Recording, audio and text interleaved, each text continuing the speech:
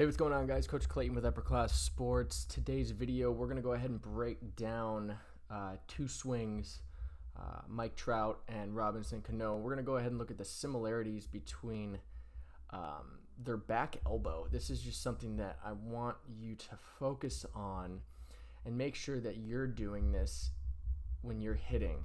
So there's a certain point in the at-bat with every hitter, every good hitter, where they get to the same exact spot. So no matter how big their leg kick is, no matter where they start with their hands, or if they have a big stride or they have no stride, or whatever the case may be, they all get to the same spot in their swing. And this is something that I just wanted to point out to you, so that way you can go ahead and check and see if you're getting to that point with your swing. So let's go ahead and take a look at Mike Trout. We got a swing here in slow motion. Let's just go ahead and play it and take a look.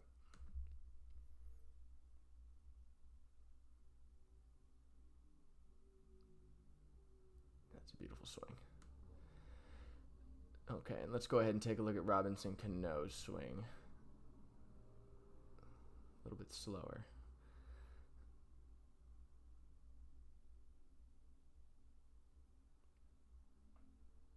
Okay, so did you catch the similarity in their swing, where they get to the same exact point in their swing? So let's go ahead and break it down. Let's go ahead and look at Mike Trout. So that point I'm talking about is right at contact. Let's go ahead and pause it right there. So I want you to look, follow my cursor here. Take a look at this back arm. What shape is that making? It's making like an L. So this is at contact, right at contact point. Here's the ball. Here's his bat. That back arm is bent, and it looks, I wish I had another angle. If I had another angle, you'd be able to see, but just trust me here. His back elbow is tight to his body. It hasn't drifted from his body. So if we go ahead and look at here, let's go ahead and look at Robinson Canó at contact. Robinson Canó at contact. Let's go ahead and look. Back elbow, back arm is that L shape that we saw on Mike Trout. So they both have two different swings. They're both their swings are beautiful, but they both have the same back arm at contact. And so this is something that young hitters especially get away from. They let their arms drift from their body, especially on pitches away. They let their arms drift from their body to try to hit that pitch, instead of just letting the ball get deep and being able to drive it, staying tight to your body and staying in a strong, powerful position. This position right here with the L, with the back arm, this is powerful. It's got to be able to withstand the resistance that the pitcher's giving with his pitch. So that pitch is coming in at 90 plus miles an hour with a spin rate of, if it's a high spin rate, it's got a lot of force coming into it. So when that ball hits that bat, what you would think is that ball would hit the bat and the bat would go backwards. But he's in this strong, powerful position, and he's able to muscle the ball through. He has a lot of leverage in his swing right here. So it's funny when you look at athletes.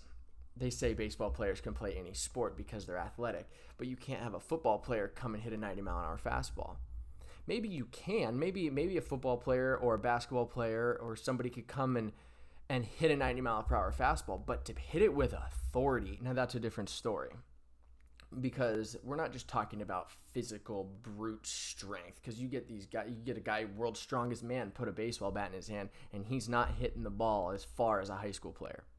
It's just not going to happen, because there's a certain muscle memory that baseball players have developed within their swing that allows them to get to this point right here. So this is just something that I wanted to take a peek at, is just that back elbow staying through. So look at contact. His back arm is still bent. We are not getting to a locked out position with our back arm at contact. And that's the misconception. You see kids on deck or players on deck, and they do like a stop at contact or whatever, or they're doing their practice swings and their arms are completely straight. Well, that's incorrect. That's not actually what the body is supposed to be doing. That's not what your arms are supposed to be doing with the swing in order to have a good, compact, strong, powerful swing. So this is just something to work on.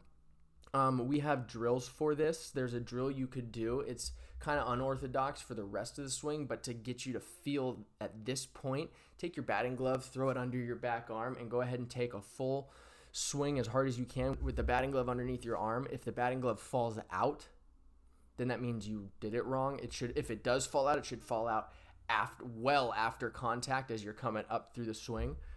But it'll teach you to get to this powerful L point in the swing that if you go in slow-mo and look at every big leaguer at contact on a good pitch, not a pitch they get cheated on, that's something different, but on a pitch that they get a good swing on, they all have the same thing in common. They're nice and short and compact when they get to the contact point.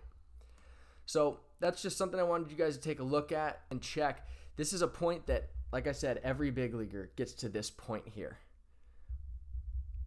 in their swing. So go ahead and take a look at your swing and see if you get to that same point as well. And if you don't, then go ahead and try that batting glove. Put that batting glove underneath your back arm and go ahead and see if that works for you. All right, guys, we'll be back soon with another breakdown. Thanks.